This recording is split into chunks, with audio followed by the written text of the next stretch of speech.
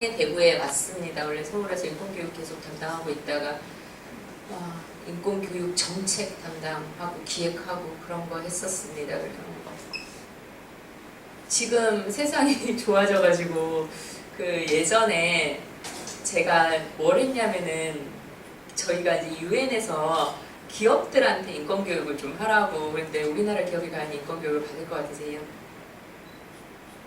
받잖아요. 네, 그래가지고 우리가 제일 만만하게 또 공짜 들어가는 데여가지고 공기업들한테 좀 받아라 그랬더니 미쳤냐 뭐 또 이런 그래서 이제 어떻게 해서 작업을 좀 해가지고 그때 공기업 인권교육을 쫙 하게 됐어요. 하게 됐는데 이제 공기업들이 뭐 국가기관에서 하라니까 하긴 한데 이거 왜 해야 되니? 라고 해가지고 앞으로 세상이 어떻게 변할지 몰라. 변하면 니네들 경영평가에 들어갈지도 몰라. 그때 세상도 안 바뀌고 뭐 그런 건 없었는데 그냥 국가시를 좀 넣었는데 정말 거짓말처럼 세상이 바뀌고 경영평가에 인권지수가 들어갔어요. 그래서 지금 모든 공기업들은 그 인권지수 같은 게 아마 평가 항목에 들어가가지고 이제 걔네들 실적에 포함이 돼요. 그래서 그 전에는 지금 지방자치단체를 비롯해서 정부 부처들 국가인권위원회 공고 수용률이 얼마인가 그 지수에 따라서 또 평가 점수가 되더라고요. 그래서 우선 인권이라는 것이 물론 이렇게 행정적으로 뭐 쓸모가 있어야지만 듣는다 이러면 되게 슬프긴 하지만 그것도 알고 계시면 좋을 것 같아서 미리 말씀을 좀 드리고 시작을 하도록 하겠습니다.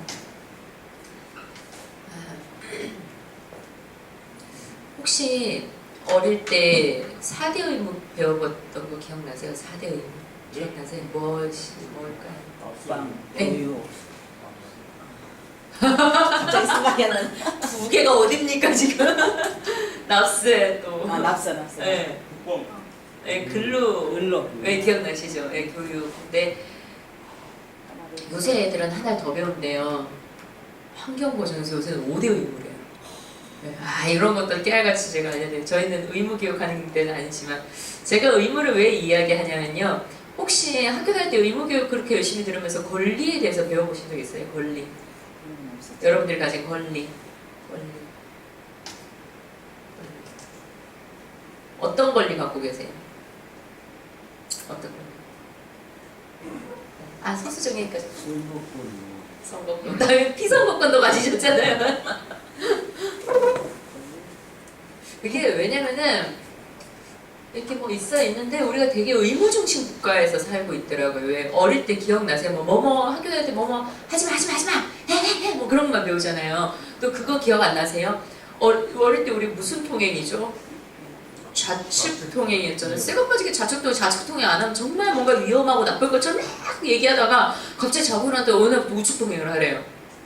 네, 뭐 설명도 안 해주고 오늘부터 우측 통행이에요. 오늘부터 우측 통행을 해야 되는 거예요. 그러니까 그런 의무중심 교육만 계속 받아온 게 우리고 그러다 보니까 내가 갖고 있는 권리가 뭔지도 잘 모르고 있더라는 거예요.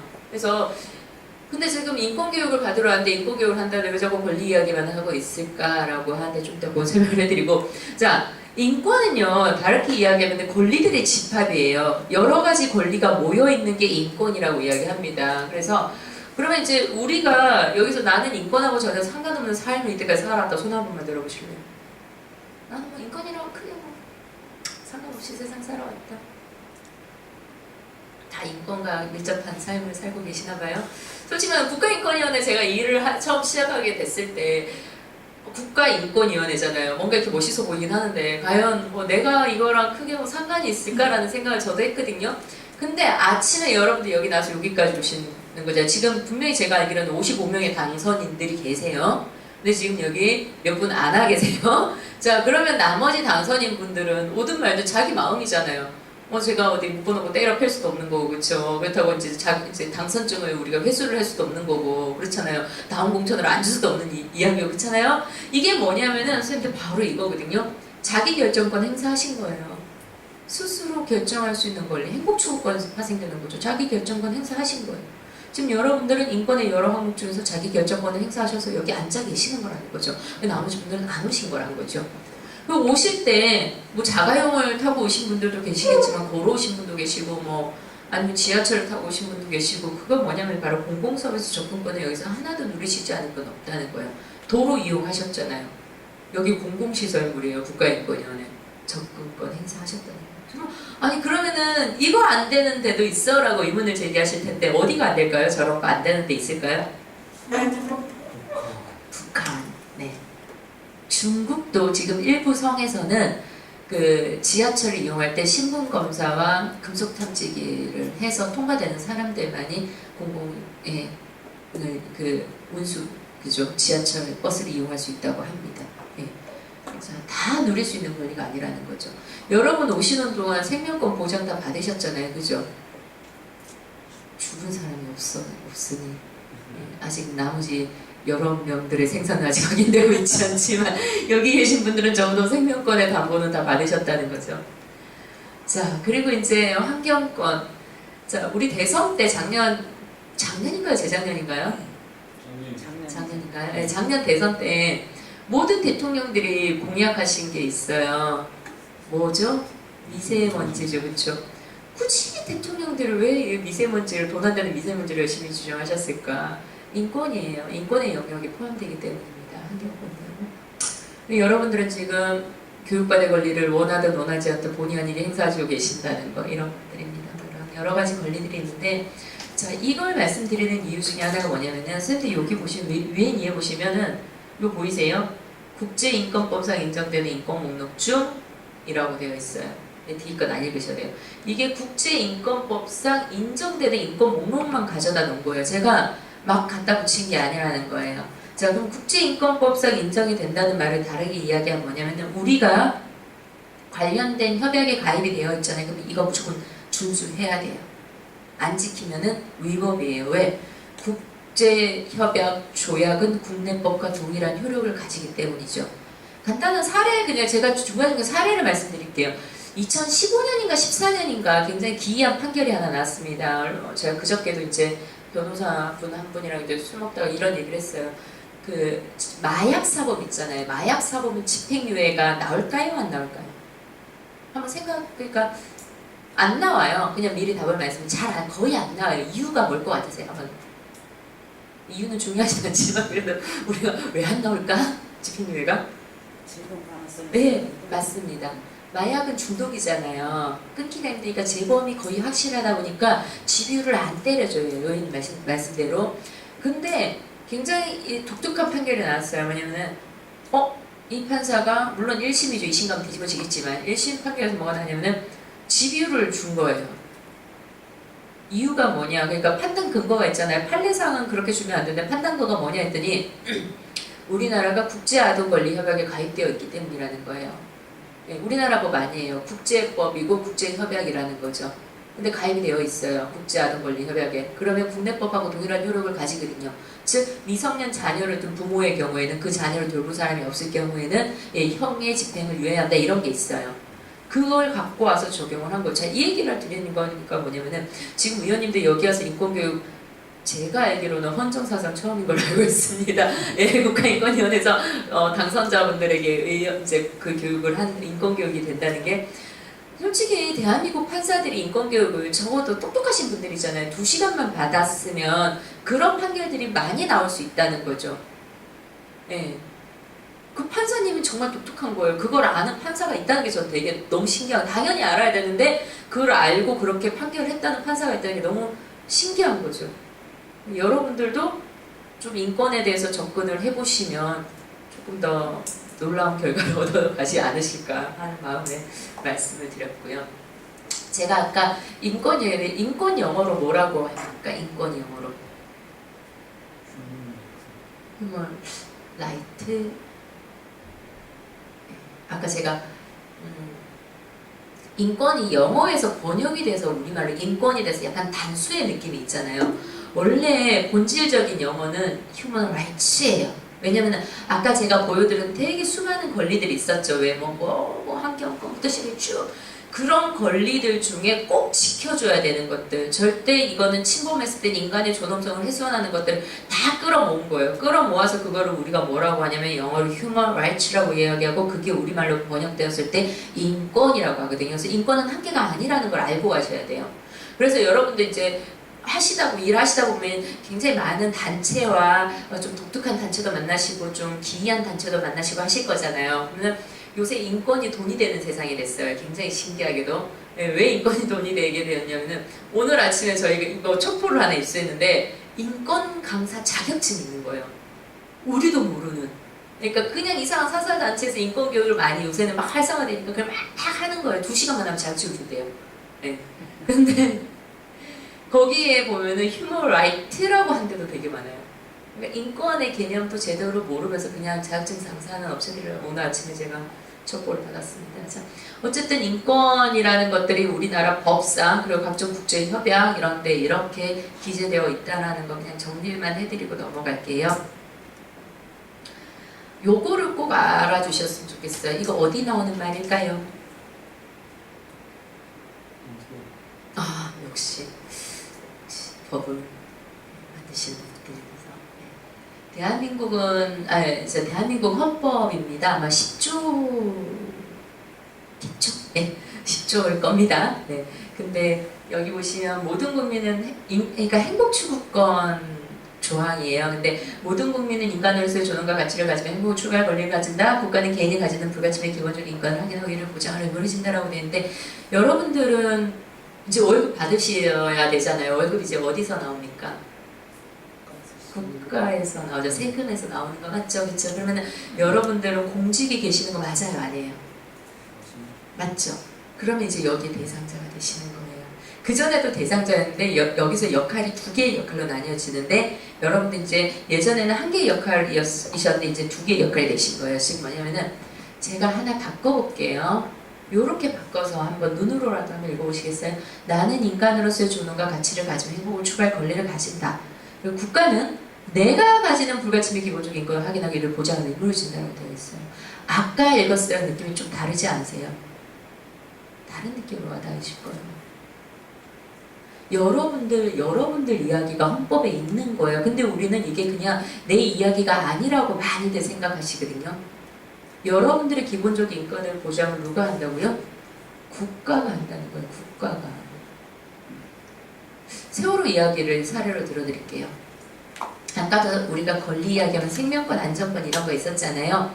자, 세월호 사건이 일어났을 때 그 아이들이 죽은 거를 왜 국가에게 책임을 묻냐라고 많은 사람들이 이야기하는 거 들으셨죠? 예, 뭐 어떻게 생각하시는지는 제가 그냥 안 물어보고 그냥 넘어가겠습니다. 이게 대구 지역에서 제가 서울도 그렇지만 대구 지역에 와서 세월호 이야기를 하면 너무너무 민감한 사안이 되어버리더라고요. 그래서 굉장히 없지 않아 불편하더라고요. 그래서 제가 요 얘기를 사례를 좀 들어드릴게요. 세월호가 밴데 세월호의 규제는 누가 알죠? 국가가 합니까? 아니면 개인 사인이 합니까? 법상 규제. 그러니까 얘가 제대로 뭐 예를 들면 무게 중량을 제대로 지켰는지 안 지켰는지 얘가 출항할 때 어떤 문제가 있는지 없는지 그걸 체크하는 거 누가 하냐는 거죠. 제 질문은. 국가가 하겠죠. 예, 당연히 국가가 합니다. 그리고 이제 사고가 났어요. 사고가 났을 때 그럼 그거를 구조하는 역할은 누가 합니까? 당연히 국가가 하는 건 아시잖아요. 자, 그런데 그 의무를 어떻게 했다는 거죠? 제대로 했다 안 했다? 안 했다는 거예요. 그 내용을 여기서 헌법 10조에 찾는 거죠. 그래서 헌재 판례 때, 헌법재판소 탄핵 때 있지 않습니까? 이 내용이 이 10조가 그대로 읽혀졌어요. 이정미 재판관에 의해서. 이거에 의해서 국가가 책임져야 하지만 그걸 박근혜 개인의 책임으로 미루기는 좀 뭐 어쩌고저쩌고 그런 식으로 나왔거든요. 이 내용이라는 거죠. 제가 하고 싶은 얘기는. 자, 제가 선생님들은 의원님들 두 가지 역할을 여기서 충족을 하셔야 되는데 여러분들은 이제까지 요 위치에 계셨어요. 여러분들의 모든 권리는 국가가 지켜줘야 되는 겁니다. 여러분들의 모든 권리는 헌법상 국가가 지켜줘야 돼요. 그런데 이제는 여러분들은 국가에서 돈을 받아 먹으시기 때문에 여러분들은 어떤 역할도 하게 되셨다? 국가는 실체가 없잖아요. 국가는 실체가 없이 저희 같은 사람이나 입법, 행정, 사법기구를 두는 거잖아요. 그렇죠? 여러분은 행정, 입법, 사법 중에 어디세요? 입법이시잖아요. 예. 여기에 이제 해당이 되신, 이제 당선되신 날부터 여기에 주체가 되시는 거예요. 여기에 소속이 되시는 거예요. 그래서 지금 인권이 뭔지 알아야 지켜주잖아요. 그래서 지금 인권교육 받으시는 거고, 왜 인권을 지켜줘야 되냐? 이것 때문이에요. 여러분들은 시민들이 가지는, 어떤 분들 장애인이 가지는, 혹은 학생이 가지는, 혹은 사회적 약자가 가지는 불가침의 기본적인 인권을 하고 확인하고 이를 보장 의무를 지고 계신다는 거예요, 여러분들이 이제는. 예. 그래서 인권교육을 받아야지, 뭔지 알아야지 가서 지켜주실 거 아니에요, 그렇죠? 예. 여러분들은 당사자가 원래 당사자이기도 하고 이제는 신분이 여기에 서 계신다는 거죠. 이해되시겠어요? 네. 아유, 이렇게 헌법 10조를 쉽게 설명하기도 쉽지 않습니다. 네. 이제 인권의 역사를 조금 볼게요. 제가 원래 요 파트는 강의를 잘 안 하는데 의원님들이라서 제가 특별히 집어넣었어요. 네. 조금 지겨울 수 있습니다. 네. 여기 안티고네라는 혹시 이야기 아시면 교회 다니신 분 없으십니까? 네. 네. 여름 성경학교 이런 데서 가르쳐 주는 건데, 네. 그 안티고네라고 오이디푸스에게 솔직히 말씀드리면 이건 말 그대로 해야지. 약간 개족보예요, 그 동네는. 네. 그러니까 안티고네라는 친구가 있는데 여자인데 그 오빠이자 아빠가 오이디푸스예요. 좀 이해가 좀 안 되죠. 예, 뭔지 모르겠어요, 저도. 여튼 그렇고 하여튼 그런데 중요한 건 그 뭐 가족 관계가 중요한 게 아니고 제가 이야기하고 싶다는 거는 이제 인권이 서양 역사에서 우리 인류 역사에서 인권이 어떻게 나왔냐 이 얘기를 하고 싶은데 인권의 개념이나 가치가 어디서부터 시작됐냐 보통 우리가 안티고네 이야기를 많이 하거든요. 여기서 이제 이복 오빠 둘이가 있어요. 오빠 둘이 치고받고 싸웠어요. 치고받고 싸우다가 죽었어요. 이제 죽었는데 그 왕이 그 나라의 왕이 이 안티고네 외삼촌인지 뭐 이 부분인지 정확히 모르겠습니다. 그거 자꾸 헷갈려가지고. 근데 이 왕이 한 놈은 자기 편이라고 생각하고 한 놈은 이렇게 장례식을 굉장히 성대하게 치러주고 그 오빠 중에 한 놈은 누구라도 저놈의 저건 배은망덕한 놈이다. 저놈의 시체를 건들기만 해봐. 내가 시체 묻어준 놈인데 가만히 안 둘 거야 그랬다는 거죠. 시체를 묻어주는 놈도 내가 같이 처형할 것이다 라고 한 거예요. 근데 안티고네가 오빠잖아요. 오빠니까 그 시체를 그냥 둘 수가 없는 거예요. 그래서 안티고네가 그 오빠의 시체를 수습해서 장례를 치러줘요. 그랬더니 왕이 노발대발 했겠죠. 안티고네 데리고 와. 이래가지고 너 왜 내 말 안 듣고 그러는 거 아니? 세상에 왕의 말을 안 듣니 나쁜 놈아! 그랬더니 안티고네가 땅에는 왕의 법이 있을지 몰라도 하늘에는 하늘의 법이 따로 있다. 나는 하늘의 법을 따랐을 뿐이다 라고 얘기를 하는 거예요. 즉, 그 옛날 이야기, 안티고네 이야기에서 우리는 이제 천부인권이라는 거를 거기서 시작점을 잡고 있습니다. 요거는 그냥 상식으로만 알고 계세요. 네, 중요한 내용은 아닙니다. 내가 하도 이해가 안 돼가지고 가계도를 제가 찾아갔어요. 어쨌든 여기도 보세요. 이오카스테는 오이디푸스의 어머니이자 여기 보시면 어머니이자 오이디푸스의 아내이며 옛날 기억난다. 그 오이디푸스 컴플렉스 기억나세요? 네, 뭐 엄마를 사랑해가지고 뭐 결혼을 했는데 알고 보니까 엄마들하고 뭐 들어보셨죠? 네, 그거구나. 자, 우리나라에는 그럼 없었을까? 우리나라에는 이분 유명하신 분이 누구시죠? 맞아, 유명하진 않죠. 우리가 본 적이 없으니 세종대왕이십니다. 예. 우리나라는 세종대왕 없었으면 어떡할 뻔했나 싶을 정도로 한 일이 많으셨어요. 세종 8년 기록입니다. 예. 노비한테 출산휴가를 100일을 줬어요. 노비한테. 지금 출산휴가 100일입니다. 지금. 그러면서 이렇게 또 이야기를 하시면서 천민이라는 표현을 쓰셨어요. 천민은 천민이다. 그 천민할 때 천할 천자의 천민은 천자를 써서 하늘 천자를 써서 천민이다라고 표현을 하셨어요. 그래서 이제 제가 이 동영상을 요거 하나 보고 좀 동영상부터 보고 갈까요? 동영상 하나 보여드릴게요. 여기는 동영상이 없네.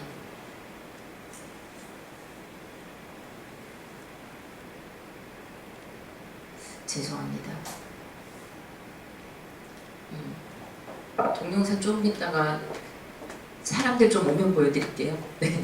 그리고 요거는 그림 뭘로 보이세요? 뭐가 떠오르세요? 프랑스 영화죠, 그렇죠? 우리나라에도 분명 아까 제가 세종대왕 이야기를 했잖아요. 우리나라도 인권의 개념이 없었던 게 아니에요. 세종대왕 때부터 인권의 가치는 분명히 존재했었고 또 뭐도 있었냐면은 망이망소의 난 기억나시죠? 뭐 천민의 신분 투쟁 운동도 있었고 동학농민 운동도 있었고 인권과 관련된 사안들이 굉장히 많습니다. 어서 오세요. 네. 굉장히 많은데도 불구하고 이게 인권은 지금 우리가 알고 있는 인권 휴먼 라이츠는 어디에서 온 겁니까?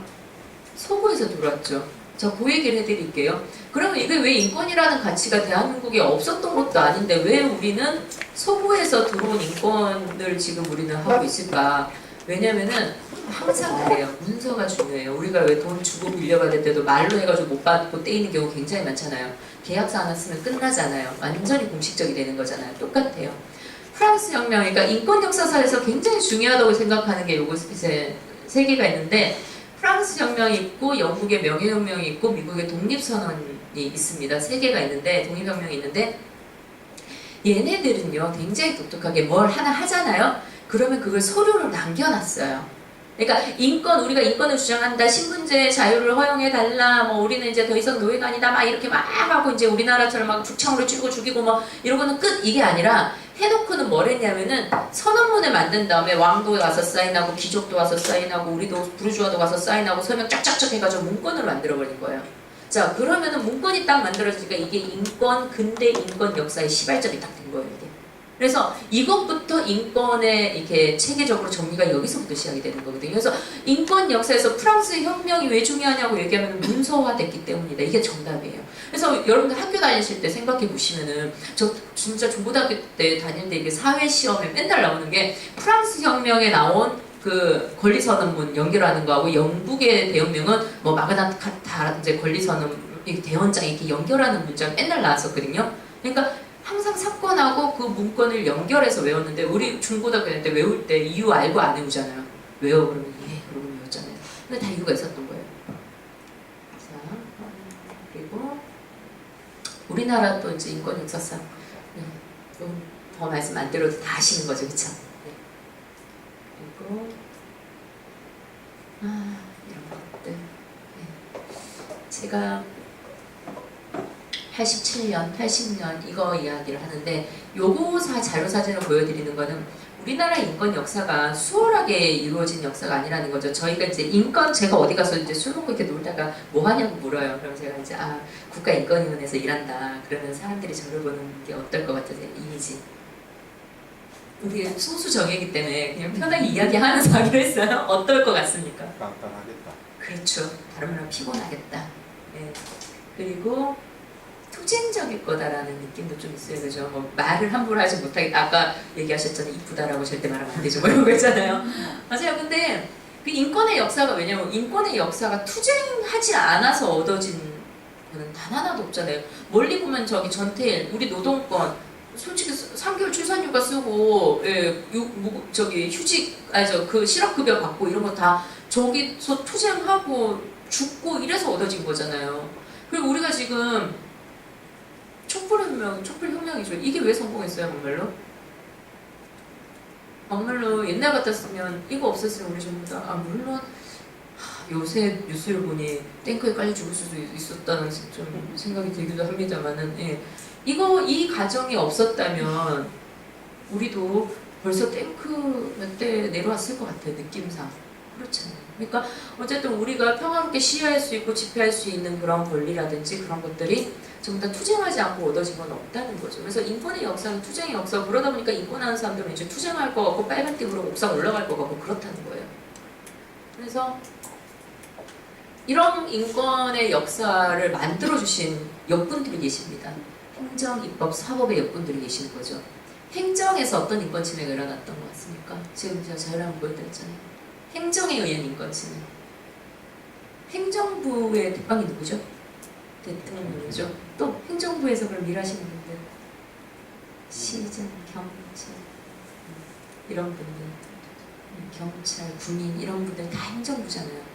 무자비하게 인권 침해했죠. 역사적으로 흘러가면 1대 대통령부터 한강다리 끊어버리고 보도혁명을 확살해버리고 이런 것들 다 인권 침해 상황이었잖아요. 사법에 의한 인권 침해 뭐 있을까요? 대구 지역에 희생자 제일 많았는데 8명 그렇죠. 네, 그렇죠. 숫자는 기억이 나는데 괜찮습니다. 의원님 아까부터 굉장히 큰 단서를 주고 계세요. 지금 정답에 인혁당 사건 있지 않습니까? 그렇죠. 네. 사법살인이죠. 그렇죠. 그런 것들 그다 인권침해 사법에 의한 인권침해지 않습니까? 뭐 심각하게 그건데 이제 약간 좀 소프트하게 인권침해했다는 건 어떤 거냐면 호주제 그리고 민법 옛날 민법 다 차별이었어요. 뭐 남녀 결혼할 수 있는 나이 다르고 그렇잖아요. 그런 것들 그렇지 않습니까? 그 다 이제 요새 개정하고 있죠. 요 최근에 개정된 게 사법부에 의한 인권 문제를 개정한 게 바로 병력법이었죠, 그렇죠? 그러자 그러면은 입법 여러분들의 이제 당사자가 되시는 입법에 의한 인권 침해 있을까요, 없을까요?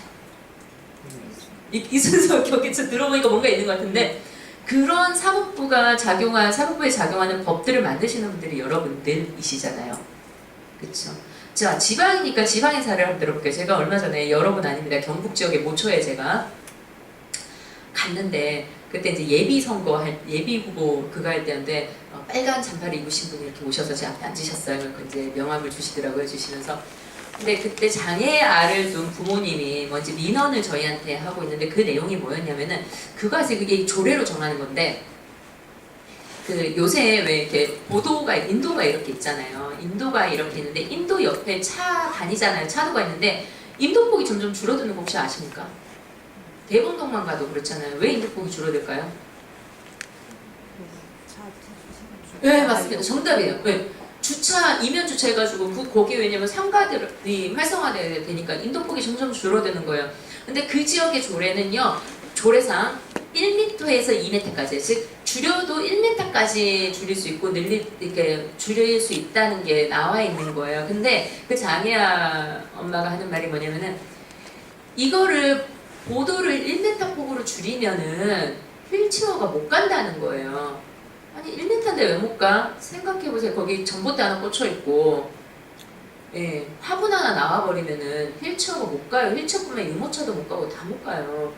근데 그걸 생각을 안 한다는 거죠. 그래서 조례를 좀 바꿔달라고 했는데 그분 말은 이제 못 바꿔주겠다는 거예요. 그러면서 이제 그러니까 이분 말은 뭐냐면 이 빨간 잠바의 말은 뭐냐면은 그게 조례로 돼 있기 때문에 어쩔 수 없다는 거예요. 1m가 줄일 수 있어서 줄일 수밖에 없다고 조례로 되어 있다라는 거예요. 그래서 제가 아니 잘못됐으면은 바꾸셔야지 그거 하시는 거잖아요. 그랬더니 저한테 굉장히 강력하게 항의하셨어요. 이래서 문제예요. 자꾸 법도 안 지키고 법을 자꾸 바꾸려고만 그러고 문제라고. 그래서 제가 문제인가? 저도 그냥 빨간 옷 입고 갔는데 그러고 이런 옷 입고 왔는데 우리는 왜 좀 그래도 들어주지 그러고 왔습니다. 그러니까 여러분들에게 좀 부탁드리고 싶은 것들은 그런 지점이거든요. 자, 넘어가겠습니다. 자, 제가 좀 인상 깊어서 가지고 온 장면인데 이거 어느 나라가 학생이에요, 대학생. 어느 나라? 예, 일부러 잘 안 보이라고. 이미지만. 우리나라에 이런 거 많았잖아요.